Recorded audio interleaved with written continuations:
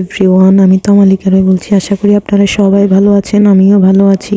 বের হয়েছিলাম সিআরবি যাওয়ার জন্য। ফাইনালি সিআরবি পৌঁছে গিয়েছি।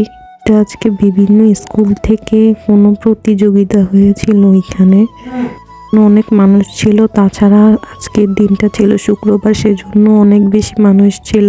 অনেকেই কিছুক্ষণ ঘোরাঘুরি করার পর ভেলপুরি খেয়েছিলাম, তারপর খেয়েছিলাম লাচ্ছি, যেটা শীতকালে একদমই খাওয়া উচিত হয়নি। আমার গলার অবস্থা এখন অনেক বেশি খারাপ।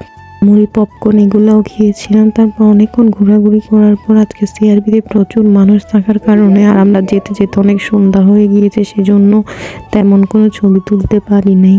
অনেক বেশি ছবি তুলতে পছন্দ করি। কোথাও গেলে যদি আমি মন মতো ছবি তুলতে না পারি, আমার অনেক বেশি মন খারাপ হয়। বইও বিক্রি করে, বই বিক্রি করছিল। আমরা তো পড়াশোনার বইটাই পড়ে শেষ করতে পারি না, আর বই কি পড়বো। ভাইয়াগুলো একটা গ্রুপ ছিল, ওরা গ্রুপ মিলে গান করতেছিল।